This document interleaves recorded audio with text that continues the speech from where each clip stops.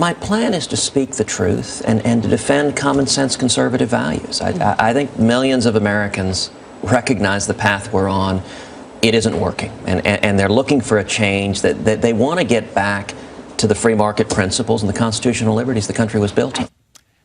So Ted Cruz knows how to save America. In the next few weeks, we will be bombarded by facts, figures, and fessing up from presidential candidates who all profess to be experts on the economy and know how to save everyone from dire times.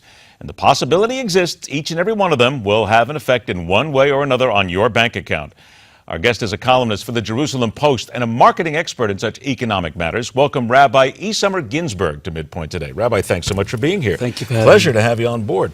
Let's talk a little bit about presidential candidates, because Ted Cruz comes out and says, I'll do this, I'll do this, I'll do this.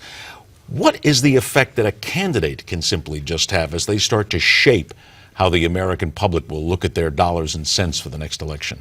Okay. When Bill Clinton, if we can mention him, when Bill Clinton... You can mention anybody you want. You go right ahead. When Bill Clinton was president, the stock market, the economy did extremely, extremely well. When President Bush took over, President George W. Bush took over, the economy started going down somewhat. But it wasn't really that the economy was headed downward because something that President Bush did. It was actually, the way I see it, more of a marketing angle, which is the following. The average American wakes up in the morning and they have the president on TV, and President Bill Clinton wasn't exactly a very conservative, proper president, let's put it lightly, and his sort of happy-go-lucky attitude in his personal life sort of spilled over and became the way people acted. And that's one of the reasons people started taking risks that were quite insane with their stock market portfolios, with business in general.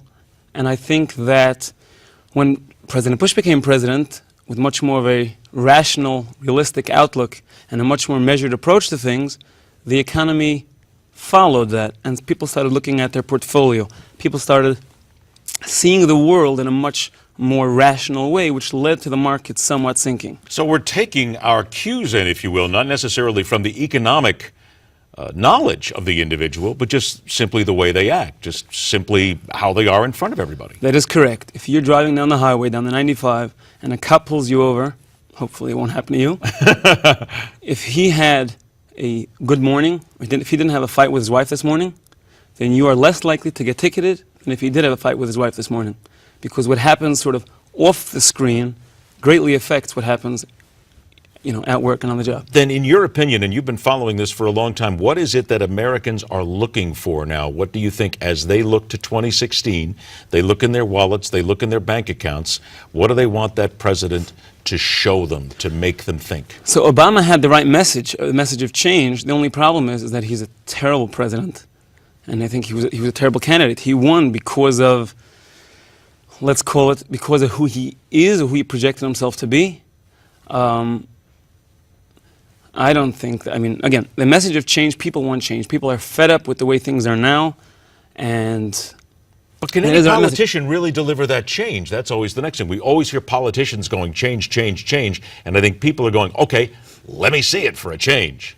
Okay, so for example, in Israel, there was just elections this past week. Moshe Kahalon, who was somebody I've consulted for, was the big kingmaker, as they called it in the election. He got 10 seats. The problem is it's very, very hard to make change, especially change, as they say, in our lifetimes over a couple of years. By the time change comes around, there's elections again. But, for example, the different candidates on the Republican side, the ones that are most likely that are going to claim the most radical change, for example, will abolish taxes, will abolish the IRS, will get rid of Obamacare, all that stuff, that maybe change certain people want to hear, and it's certainly the kind of thing that gets them the head start in the election. But it's not going to happen. But ultimately makes them unelectable. But it makes them electable in the eyes of the people simply because they're giving them what they want to hear, correct? That is correct, which is why the system of the way the candidates are picked with the straw polls in Iowa, I think that actually hurts the Republicans from picking a candidate who can actually get elected. So stop worrying so much about, maybe for the American people, the message is stop worrying so much about what they say or what they look like, but dig a little bit deeper into the facts and things behind it and base your judgment on that? Certainly. And you know that that doesn't happen. We all look for that quick snap answer every single time. But we know, ultimately, every intelligent person, when they look at a candidate, they have to know, one second, this is what he's saying now. Okay, what did he say in the past? We all know that these election attack ads on television can sort of take one vote and turn it the opposite way. He voted for something of 500 pages. In it, there was one line which said the following. And then we have these sinister advertisements saying, don't vote against, don't vote, you know. Welcome to Sinister Advertisements. That's the silly season here. Rabbi, wonderful to meet you. Thanks so much Thank for you so coming much in. Let's for see if we having can me. get the people to change the way they think a little bit. Thank All you. right. ISIS running rampant in the Middle East. Their sphere of influence is spreading. Could it be all the fault of the U.S.? It's coming up next here on MidPoint.